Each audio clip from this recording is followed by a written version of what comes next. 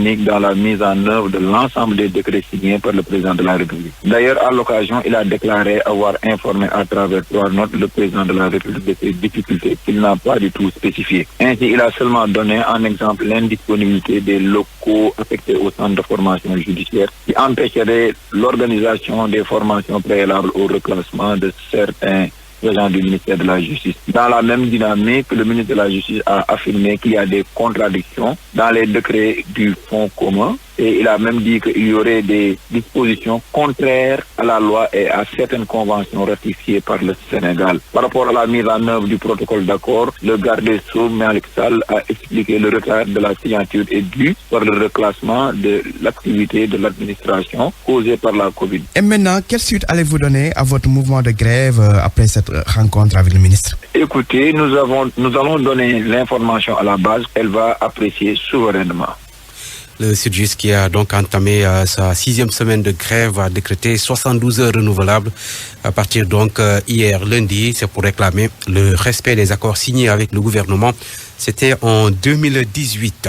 Rien ne va plus entre le président de la Chambre de commerce de Dakar et certains de ses collaborateurs. Il est reproché à Abdoulaye Sow une mauvaise gestion des fonds de l'institution. Une plainte a même été déposée à l'OFNAC, Office national de lutte contre la fraude et la corruption. Les détails avec Papa Balagaye. À couteau tiré, le différend entre les présidents des chambres de commerce de Dakar et de Kaolack ne connaît toujours pas son épilogue. L'équipe de Dakar accusée de gestion gabegique entre 2019-2020 portant sur 1 milliard de francs CFA de budget a fait tilt dans la tête de certains membres du bureau. Selon nos sources, plusieurs cas de fraude avérés ont été constatés, notamment le détournement de fonds de véhicules entre autres. Premier à dénoncer le forfait, le président de la chambre de commerce de Kaolack parle d'une gestion illégale. Serigne Mboup, pour ne pas le nommer, estime que c'est inadmissible que 95% du budget de la Chambre de commerce de Dakar puisse être alloué au fonctionnement, soit 1,4 milliard de francs CFA. C'était à l'occasion du vote du budget de la Chambre de commerce de Dakar au début de ce mois. Les autorités compétentes invitées à s'autosaisir, aux dernières nouvelles, le dossier a atterri sur la table de l'OFNAC, Office national de lutte contre la fraude et la corruption, suite à une plainte 8 mois après. Papa Balagaye, nous parlons de cette vidéo qui a fait le tour des réseaux sociaux et qui a ému l'opinion. Une jeune dame ligotée et violentée par des hommes qui la présentent comme une voleuse. 2 d'entre eux ont été arrêtés et gardés à vue au commissariat de police de Dieuppeul. La victime serait une cadre de l'administration publique qui souffre de troubles mentaux. Selon ses parents contactés par l'ONG Jamra, plusieurs organisations ont proposé d'accompagner gratuitement la famille au plan juridique. Parmi elles, le comité de lutte contre les violences faites aux femmes. Il est présidé par Penda Seck Diouf, qui est jointe par El Hadj Nti Diop. Le CLVF s'offusque, s'indigne, dénonce et condamne violemment. C'est avec effroi que le CLVF a découvert ce qui s'est passé, des actes ignobles commis sur une présumée voleuse prise à Sacré-Cœur, une dame ligotée, malmenée, avec ses parties intimes exposées et largement diffusées à travers les réseaux sociaux. Sur la vidéo, on voit clairement le jeune homme tripotant les seins de la dame pendant que notre profère à son encontre des paroles obscènes, blessantes et déshonorantes, incitant la dame à opter pour la prostitution au vu de ses attributs et l'obligeant à montrer son visage à la face du monde. Le CLVF condamne fermement, dénonce et demande que justice soit faite. Nous notons que de telles paroles proférées et ces actes commis peuvent être assimilés à du proxénétisme et les gestes sur la dame à des attouchements et attentats à la pudeur. Le CLVF et la synergie des organisations de la société civile pour l'élimination des violences basées sur le genre dénonce cet acte ignoble auquel a été soumise la jeune dame et demande que justice soit faite. C'est une grave atteinte à la dignité et à l'intégrité de la personne humaine. Vous venez d'entendre Penda Seck Diouf, présidente du comité de lutte contre les violences faites aux femmes. Notez que la police de Ziguinchor a saisi des faux billets de banque d'une valeur d'1 908 000 francs CFA. 3 personnes ont été appréhendées et placées en garde à vue. Une enquête ouverte. Information de notre correspondant Lamine Ba. RFM, la radio de toute l'actualité. Les agriculteurs de Ndengler peuvent, s'ils le désirent, cultiver leurs terres. Le ministre de l'Intérieur, Aly Ngouille Ndiaye, précise que c'est une solution provisoire, le temps d'organiser des concertations entre les populations concernées et l'homme d'affaires Babacar Ngom, PDG de la Sedima. Une rencontre est prévue à Ndengler pour définir une position commune des paysans. Bour Abdourahmane Diallo.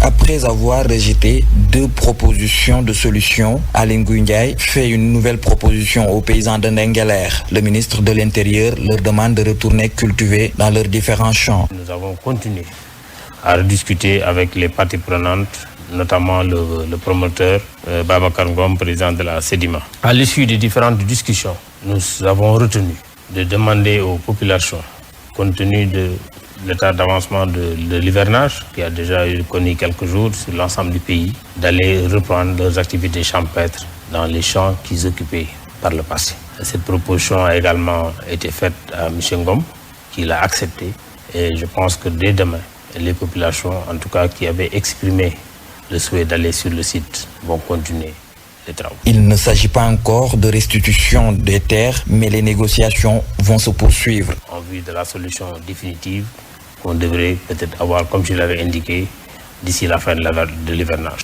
Ça peut être, comme je l'avais dit, ou pour un redéploiement, ou pour également même une implantation définitive avec, disons, une régularisation. Parce que vous savez, c'est de façon pas organisée que les populations occupent un peu les terrains. Une proposition acceptée par une partie des paysans de Ndengler, mais ils ont prévu de se rencontrer pour harmoniser leurs positions. RFM Bour. Abdourahmane Diallo. Vous avez certainement suivi sur nos ondes les plaintes des habitants de Koungheul et de Kaffrine contre les nombreuses coupures d'électricité. La Sénélec s'explique. Des poteaux endommagés ou des problèmes sur les câbles sont à l'origine donc de ces problèmes.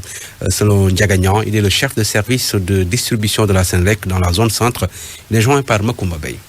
Je les comprends parce qu'on les a habitués à avoir un courant stable. Depuis quelque temps, depuis le mois passé, on ressent des perturbations dans le secteur dues à des agressions tiers. Ça veut dire que le mois passé, on a eu un incident suite à un camion au niveau du village de Sagna qui a heurté nos poteaux et ça a pris toute la nuit. Donc la semaine suivante, on a eu un incident à la sortie de Kaffrine avec un autre camion qui a heurté un camion. Et il faut savoir que cette ligne principalement qui alimente la ville de Koungheul provient uniquement de la station Kaolack qui est ici.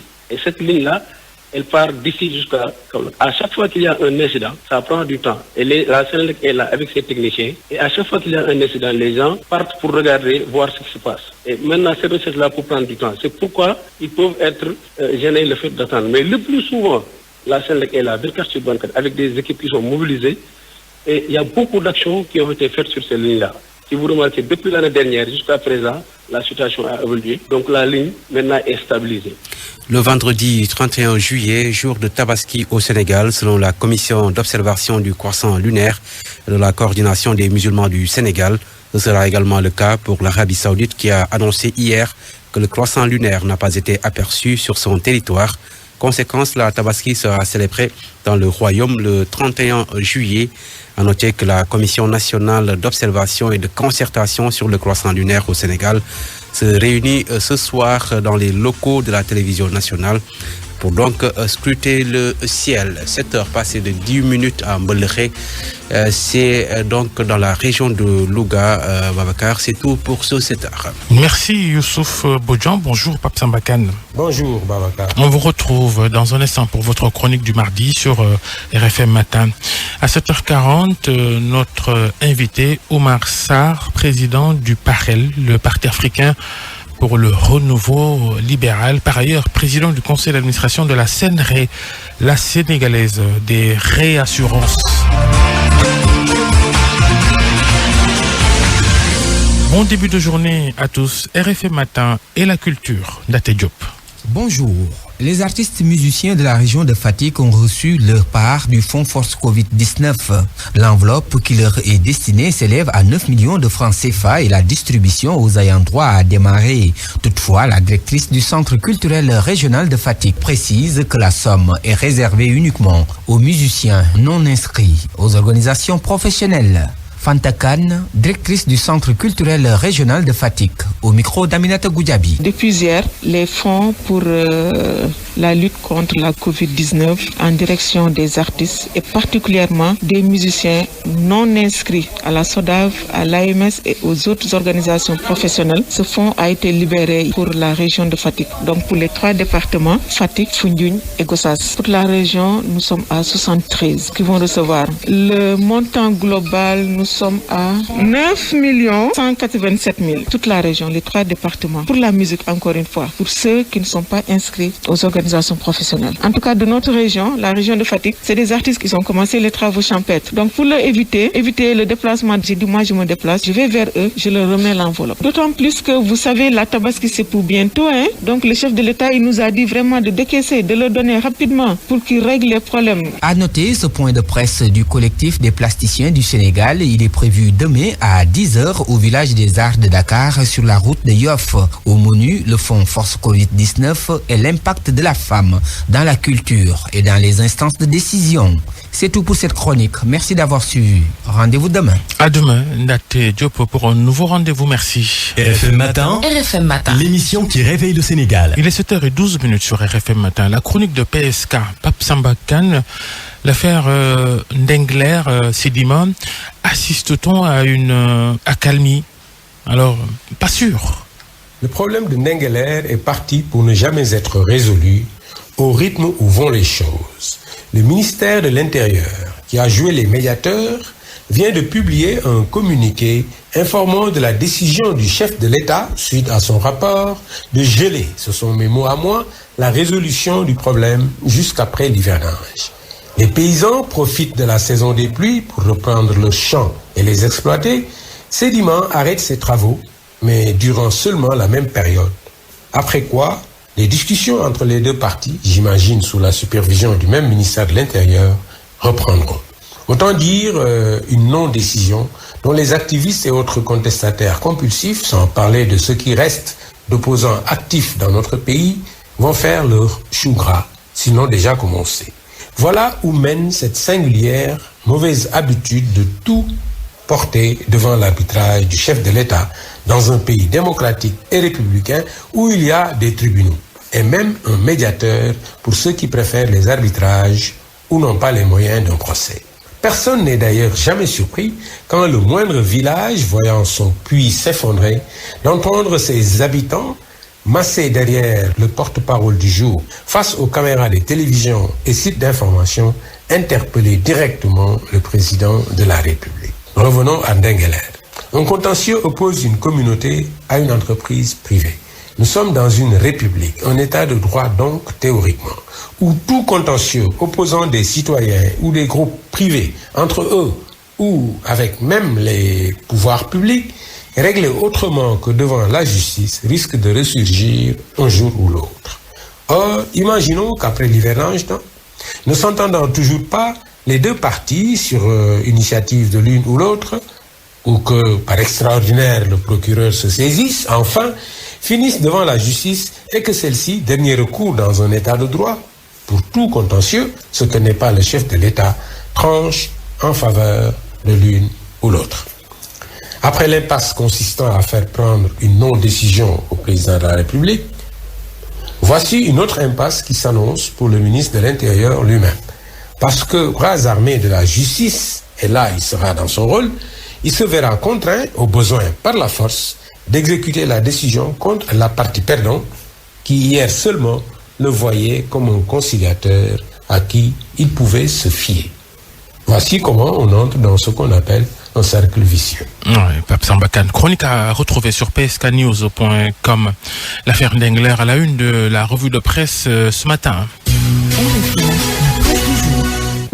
Préparez sereinement la Tabaski avec NCA Bank. Un prêt au taux exceptionnel de 5,75% disponible en 48 heures. Rendez-vous dans l'une de nos 13 agences pour souscrire ou appelez-nous au 33 829 69 00. NCA Bank, le vrai visage de la banque. NCA Bank, le vrai visage de la banque. NCA Bank vous offre votre revue de presse. Revue de presse préparée par Georges Détié Diop. Litige foncier entre paysans de Ndengler et Sedima, la solution provisoire. Le Soleil affirme que les paysans retrouvent leurs champs aujourd'hui, selon le ministre de l'Intérieur, Aly Ngouille Ndiaye.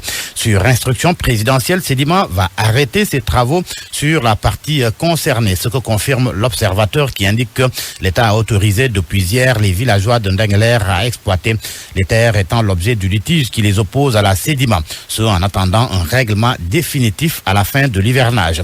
Libre champ donc, s'exclame l'Observateur. Pour Vox Populi, Macky rend les terres de Ndengler en attendant une solution définitive. Quant à Tribune, il note que Babacar Ngom recule en attendant la fin de l'hivernage. Enquête renchérit que Babacar Ngom cède pour le moment. Pendant ce temps, Sud Quotidien propose un dossier sur l'affectation des terres au privé, la non-implication des populations, le foisonnement des conflits fonciers, l'inertie coupable de l'État, dossier aux pages 5, 6 et 7 du journal.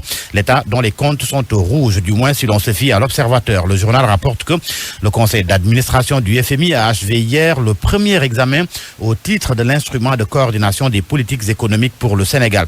Et vous savez quoi? L'Observateur nous apprend que les résultats de cette mission, comparés aux précédents, font état d'un tableau de bord macroéconomique où tous les signaux sont au rouge. À la une du quotidien Les Échos, kit de production d'énergie solaire et d'équipements d'intervention, le ministère de la Santé attribue un marché de plus de 400 millions à une société évoluant dans l'informatique et l'ameublement. La RMP annule tout. Mon confrère explique que non seulement la tributaire Picomega évolue dans le domaine de l'informatique et de l'ameublement, mais pire, elle a fourni des attestations de services faits inexistantes afin de prouver des expériences similaires et dictées dans les critères pour gagner ce marché. Dans le secteur de la justice, le quotidien tente de voir plus clair sur les accords gouvernement-Sytjust. Le journal relève que derrière le bras de fer entre la chancellerie et le Sytjust se cachent des questions financières qui risquent de précipiter le système judiciaire dans un système de privatisation si jamais les accords en cours sont validés. Le quotidien souligne qu'avec une hausse vertigineuse des coûts des actes liés à l'environnement des affaires et en matière de droit de famille, mon confrère dit comprendre donc que les raisons qui poussent le président Macky Sall a tergiversé pour signer les décrets que réclame le Sytjust depuis 2018. En tous les cas, le système judiciaire ne fonctionne pas comme l'auraient souhaité les usagers. Enquête note que la justice est paralysée depuis des semaines et la situation s'enlise. La rencontre d'hier n'a rien donné. Le Sytjust, selon mon confrère, veut désormais contourner le ministre. Justice, les dessous de la crise, dossier à lire dans Enquête. Une affaire qui fait la une des journaux Libération, l'As, l'Observateur. Il s'agit de l'affaire de la femme présentée comme une voleuse puis filmée et agressée à Sacré-Cœur. Libération fait état de premières arrestations, révélations sur une barbarie. Cadre de l'administration, FN, qui a séjourné à l'hôpital psychiatrique de Thiaroye, a piqué une crise alors qu'elle faisait des achats dans une boutique de prêt-à-porter. Ligotée, elle a été conduite dans l'arrière-cour où elle a subi plusieurs sévices. Dans le journal LAS, le journal titre « Le destin tragique de FN cadre ». Formée au CESAC, elle est âgée de 29 ans et vivait à Thiès. C'est le jour de son recrutement qu'elle a commencé à avoir des problèmes mentaux. Ses accusateurs arrêtés hier par la police de Dieuppeul. Outrage public à la pudeur. L'Obs s'intéresse également à cette affaire. Les touchantes histoires de la dame ligotée, filmée et tripotée à Sacré-Cœur pour une affaire de vol présumé. À la une du quotidien LAS, saisie d'armes et de munitions à Touba, les derniers développements, 2 adjudants et un lieutenant de la SU de Dakar renvoyés à Touba. Selon mon confrère, un second individu est placé en garde à vue. Ce dossier à lire dans le journal L'Info, un dossier sur les ethnies, l'argent et le patrimoine, Wolof et tout couleur dépensier, Diola et CRR économes. Et l'on termine par les sports. D'abord le quotidien Record, qui relaie des propos de Nicolas Anelka, ancien joueur de Liverpool, des propos sur Sadio Mané. Pourquoi Mané ne doit pas aller au Real? Nicolas Anelka s'explique à la page 4 du journal Record. Pendant ce temps, le journal Stade évoque le Ballon d'Or non attribué en 2020. Les 8 plus grands perdants sont à la une du journal Stade, les 8 dont Lewandowski, Benzema, Lionel Messi et